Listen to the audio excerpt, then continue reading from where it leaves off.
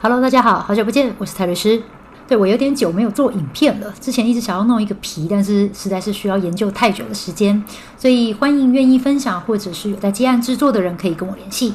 好，我们回归正题。卫福部呢，在今年4月的时候预告修正了《儿童及少年权益保障法》的草案，除了他在网络上公告以外呢，也到各地举办了公听会。那台北是5月22号那天我也有过去，当天公听会的意见非常的多，可以看到各方的专业人士对于草案的担忧。那因为这个草案的内容实在太多了，所以我今天不打算针对全部的条文来逐一说明，而是只针对第59条。那也因为这个草案它的危害相当大，连司改会也特地发出了声明警告。那这支影片纯粹是分享一些个人意见，希望更多人一起来关注。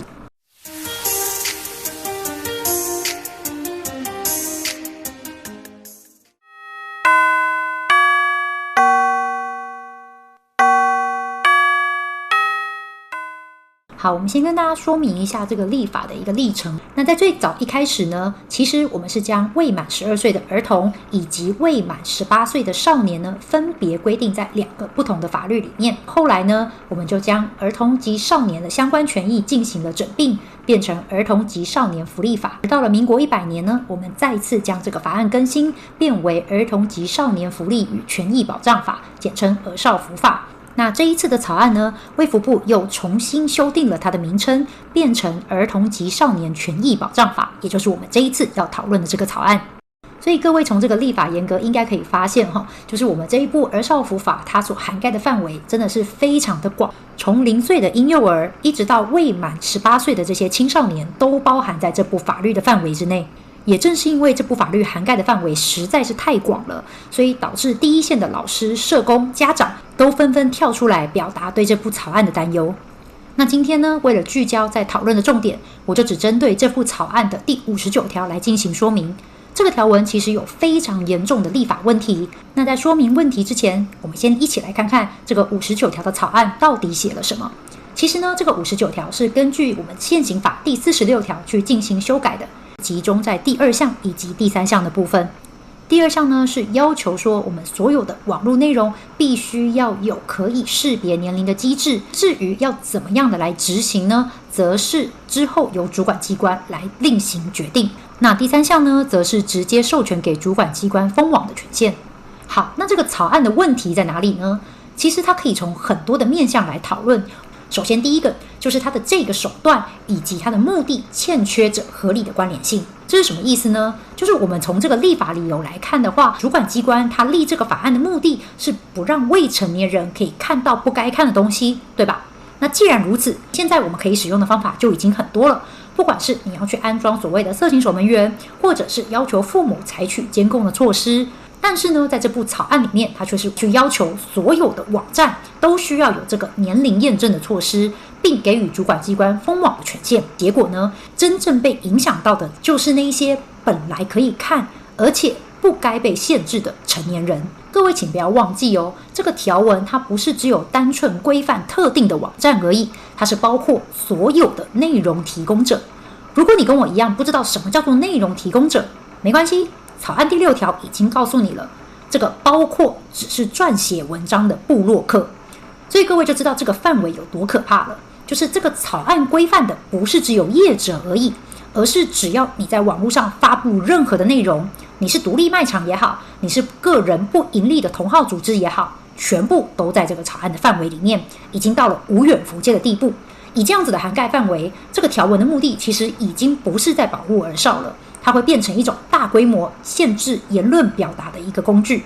好，延续着第一个问题，第2个问题呢，其实是草案之中最明显的，也就是它违反了既有的法律规范。在我们现行的个资法，政府或者是民间，它都不可以任意的去搜集人民的个资。那过去呢，我们的政府也花了非常多的时间、人力、物力来避免个资被不当的搜集或者是滥用。可是呢，今天这个草案它用立法的方式强制私人来搜集我们的个资。刚刚已经有提到了，草案是把几乎所有的网站都纳入这个范围。本来连政府它都不可以去搜集的个资，我们却在这个条文让民间私人单位来进行搜集。也就是说，未来任何的网站，它只要宣称是为了进行年龄验证或者是为了要限制未成年账号的使用时间，就可以要求使用者提供这些相关的个资。这件事情会从现在的违反个资法变成一切合法。原本我们努力保障的这些个资，瞬间就会变成任何人都可以随意取得的公开资料，而且是法律规定只送不卖。而这个条文最可怕的地方，就是不可能要求所有人都有能力去保护手上的个资，所以只要这样子的一个资料库存在，就会自然变成犯罪集团或有心人士的目标。这个法律将无可避免的系统性的制造更多的犯罪风险。各位要想一件事，平常光是网络购物的订单资料外泄就可以衍生一连串的诈骗了，更何况是我们亲手交出去的个资。那第三点呢，其实也是承接着上一个问题，也就是它这个条文它在立法上面几乎可以说是空白的，全部都交由主管机关自行再来做订定。那意思是什么？意思是这部法律没有人可以知道接下来会发生什么事情。像是这个年龄认证要怎么做，是刷信用卡，是做人脸辨识，是扫描晶片，不知道。那我们接下来要怎么样去避免个资外泄呢？不知道。那如果说今天我一个商家，我被错误的封网要怎么办？我的损失谁要来赔偿我？还是不知道。它也是这个草案最可怕、最危险的地方。这个草案它对人民的权利影响是如此的巨大，却用一种近乎空白的规范，让法律可以被无限制的扩张，规避掉所有的审查。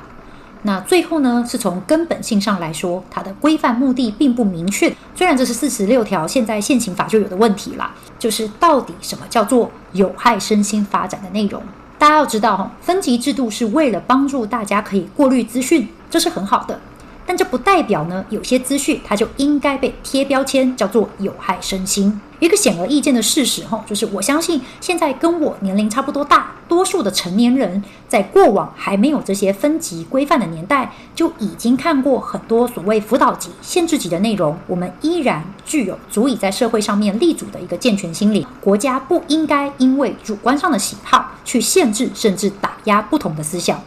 法律的制定，它必须要回归到社会真实的一个全貌。是不是有人因此受害呢？那是不是有研究去支持这样子的一个法律？法律的制定是不是可以解决问题，还是它反而会制造出更多的问题呢？这本来就应该是要被审慎评估的。而其实针对这种不同面向的知识，也已经有非常多的管道可以提供协助。